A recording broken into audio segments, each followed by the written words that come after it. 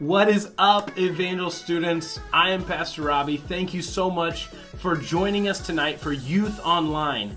Tonight we're going to be wrapping up our collection of talks on essential workers by discussing what it means to be an essential worker to the world around you. And tonight we have a guest speaker, the man, the myth, and the legend, Josiah Duff. So excited for service tonight, but before we get into the discussion, I have a huge announcement, actually 3 huge announcements to make. I'm so excited. This Sunday, May 31st, we will have our last city groups of the spring semester. All city group locations will be meeting at the church for an outdoor, students-only chill-in grill, but we are restricted on how many can join us. And as much as we want to open this up to all of our students, we are asking that only students who have attended city groups this spring semester sign up for this last city group cookout. Spaces are limited and you must register online to reserve your spot for this. Again, if you haven't attended city groups, please don't register and leave those spots open for students who have been to city groups. Next Wednesday, June 3rd, we start Color Wars. And better yet, next Wednesday, we will finally be meeting in person again at the Student Center for services. And as exciting as this is, there are some guidelines that we have to follow.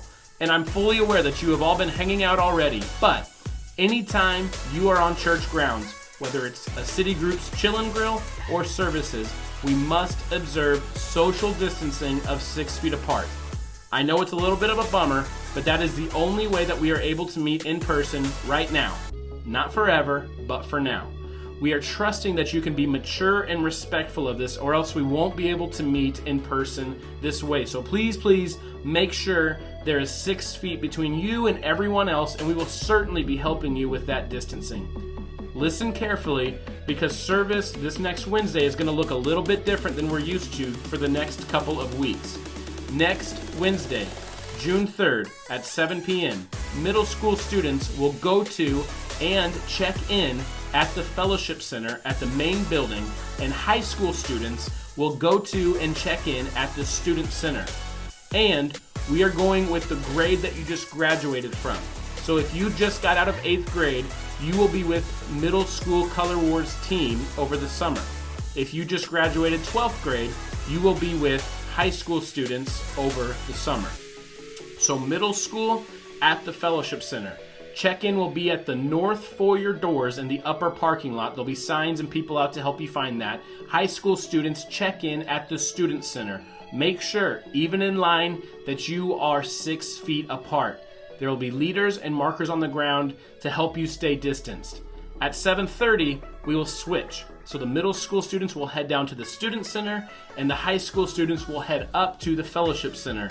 We'll leave about 15 minutes for this transition between locations, and while students are in between locations, we will have leaders at each spot in the Student Center and the Fellowship Center, sanitizing chairs, knobs, surfaces, everything to ensure cleanliness for all of our students.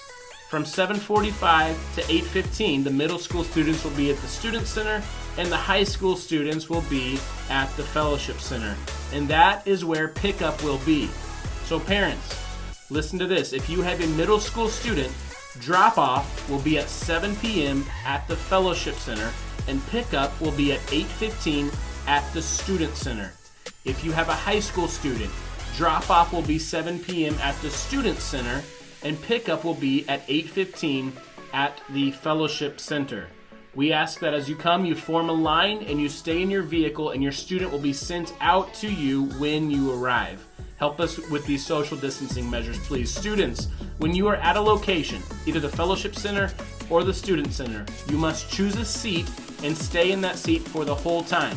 You cannot get up and walk around and mingle, and there will be leaders helping guide you the whole time.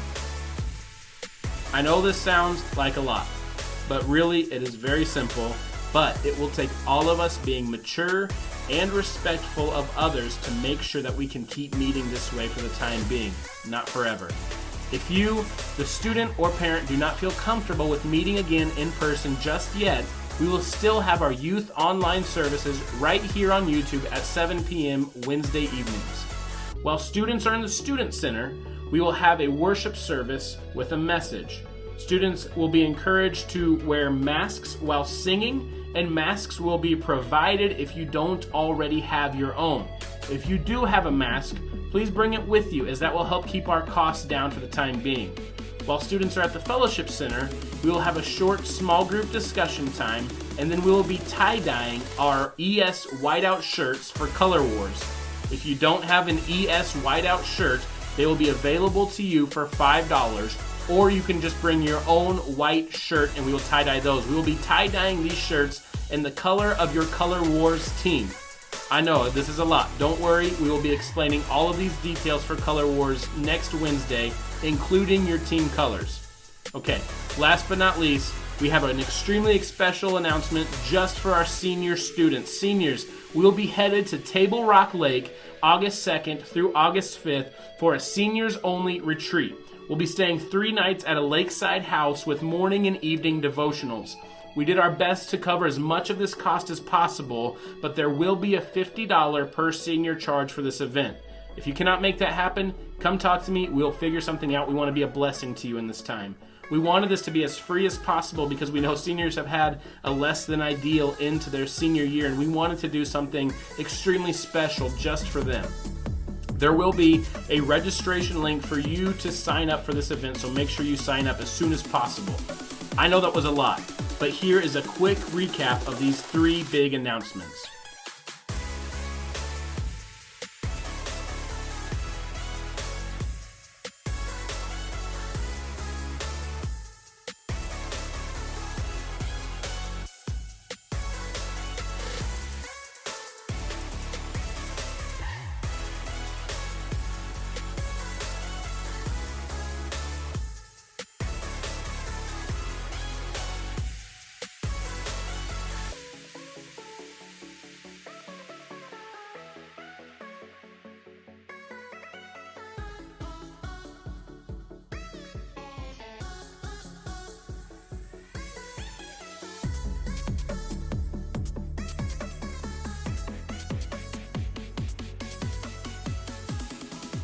What's up, Evangel students? Hope everyone's safe. Coming at you with a quick little Bible study. Let's jump right into it. On January 31st, the United States declared a public health emergency. Since then, essential workers like first responders, nurses, and doctors, they've been working super diligently, right? They're working with patients, they're working to contain this virus, and, they're also working to find a cure. 2,000 years ago, the God of the universe declared victory on a spiritual health emergency. He sent out 12 first responders, and their instructions were to find the lost, they were to love those who are suffering, and to make more first responders. Now, if you consider yourself a Christian and you believe that God or Jesus is the way, the truth, and the life, then you are considered one of God's essential workers. You are a first responder, and you have a job to do. There are different roles. So today we're going to talk about 3 different commandments, or 3 different commands that Jesus gave in the Bible, specifically to essential workers, aka his first responders. Okay, I'm going to show you where to find these commands in the Bible, and then I'm going to give you a couple of examples of how, and then I'm going to show you how you can start doing this right now, how you can start doing this in real life. So the first one is found in Matthew 22, verse 37.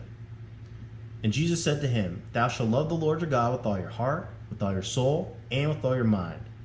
This is the first and greatest commandment. And the second one is like it. Love your neighbor like yourself." Now, loving the Lord your God with all your heart, with all your soul, and with all your mind is pretty big. We could probably spend an entire video just talking about what that means. So instead, what I'm going to do is tell you how to love. I'm just going to tell you the best way to love the Lord your God with all your heart, with all your soul, and with all your mind. But I'm not going to do that right now. I'm going to do that a little later. For right now, I want to focus on loving your neighbor, because our world, especially right now, is in desperate need of spiritual first responders. So what does loving your neighbor actually look like? So right before these stay-home orders happened, I had a conversation with a coworker. It was about the growing concern of COVID-19, and I could tell just by the way he was talking that he didn't really have a lot of hope. I could just tell. I could tell that he didn't really know where to put his faith in, if he had, any faith at all. So instead of, sort of embracing an awkward silence and not saying anything, or just kind of getting along just to go along, I expressed to him that even though things seemed a little bleak and uncertain, that I still had peace, that I was still at peace. And I told him that my hope was in the Lord, and because I know that he's still in control. I would love to say that he gave his life to Christ right then, just like that. I would love to say that, but honestly, I don't know. I have no idea if he did that or not. But what I do know is in that particular moment, God was prompting me to love this man. He was prompting me to show the love of God to someone who actually really needed it. And that's an example of loving your neighbor as yourself. But that's not the only way you can do it. There's so many different ways you can do this, right? Right now on social media, I'm sure there's a lot of social media news feeds that could use some hope, right? We got to be spreading hope. Spread hope as much as you can. Right now, I'm sure that there's family members and they need their strength and their faith renewed. We need to be encouraging our friends and family. You know what I mean? We need to be doing that as much as we can. And of course, there are strangers that need to be loved with a love that only God can give. And us as first responders, as Christians, it is our job to act and love those people, right? Now, I mentioned I would tell you the best way to love the Lord your God with all your heart, with all your soul, and with all your mind, right? So it's about that time. If we swing over to John chapter 14, verses 15, Jesus simply says, if you love me, then you'll keep my commandments, right? I know, that's it, right? That's it. If you love me, just keep my commandments. Like I mentioned before, we could spend an entire video just talking about what it means to love the Lord your God with all your heart, with all your soul, and with all your mind.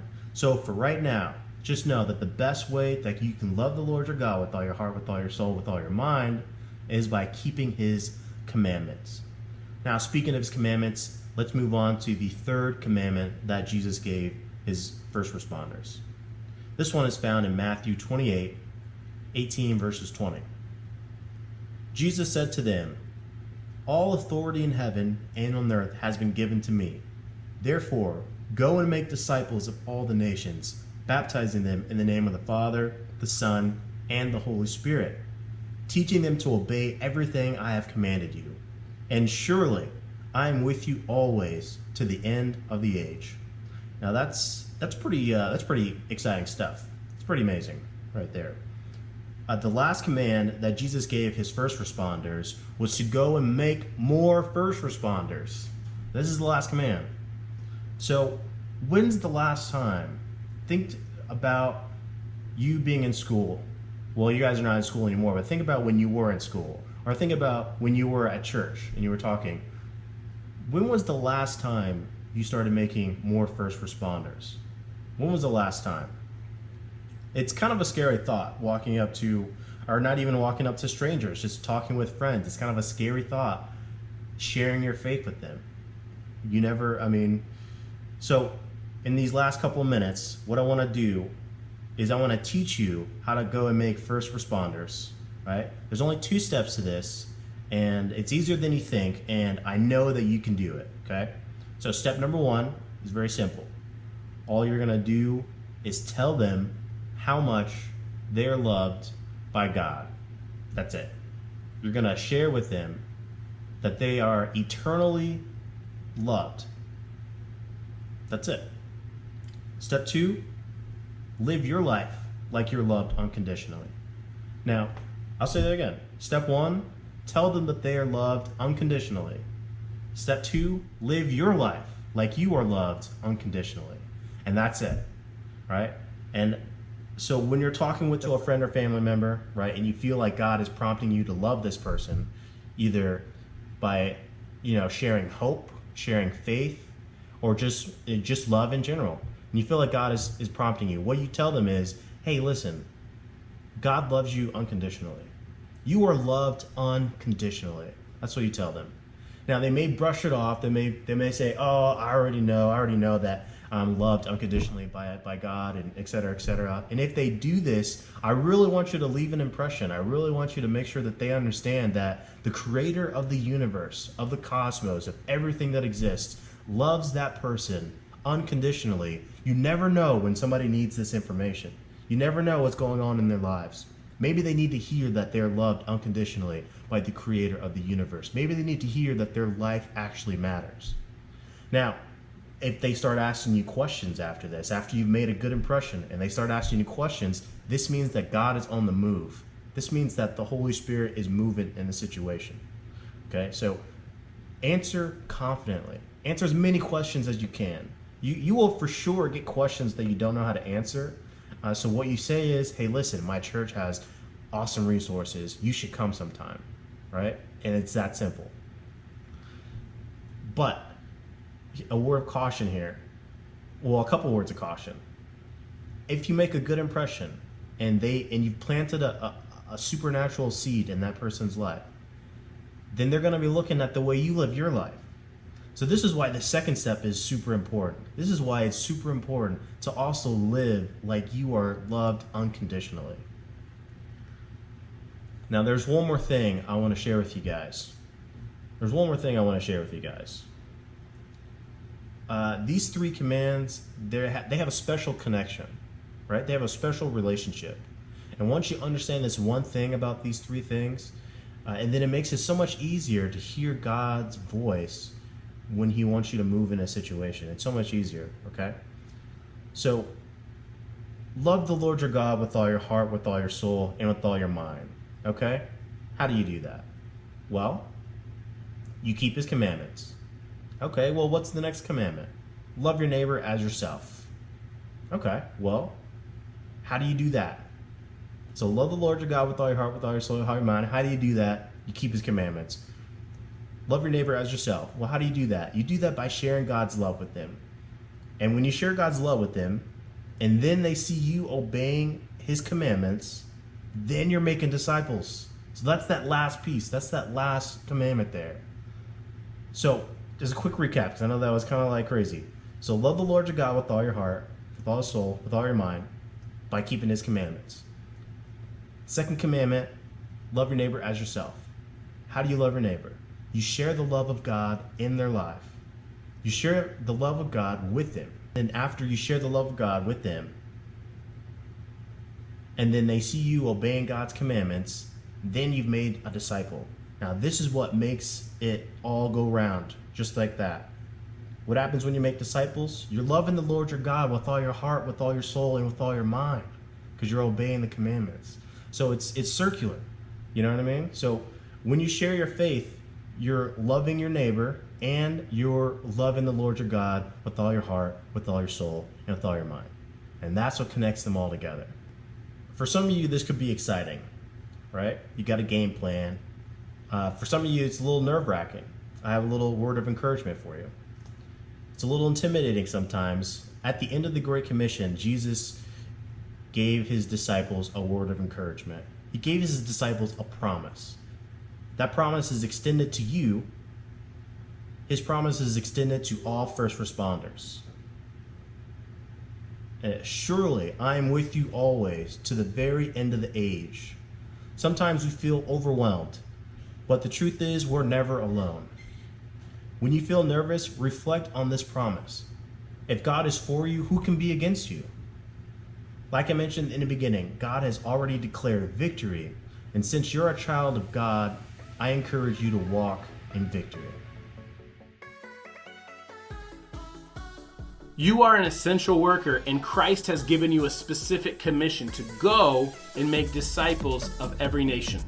Thank you, Josiah, for that great message. I appreciate you. We are so thankful to have you a part of our Evangel Students leadership team. Students, if this is your first time joining us, we'd like for you to text New EC, one word, New EC, to 97,000 so we can reach out to you and welcome you to the Evangel Students family.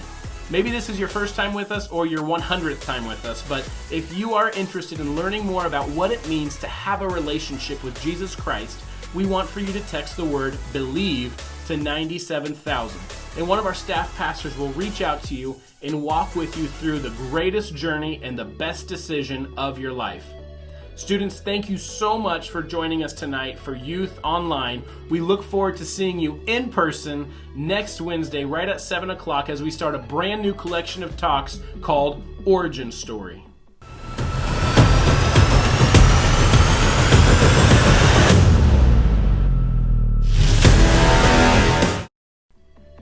It's going to be litty fresh to death. Color Wars is going to be amazing. The senior trip is going to be absolutely incredible. If you have attended city groups, make sure that you sign up for this last city group, Chill and Grill, this Sunday. We're going to hop over into our Zoom small groups now for a quick discussion. Your Zoom ID codes are in the chat box next to the screen. So I'm not sure which side it's on, but I'll see you there in a bit.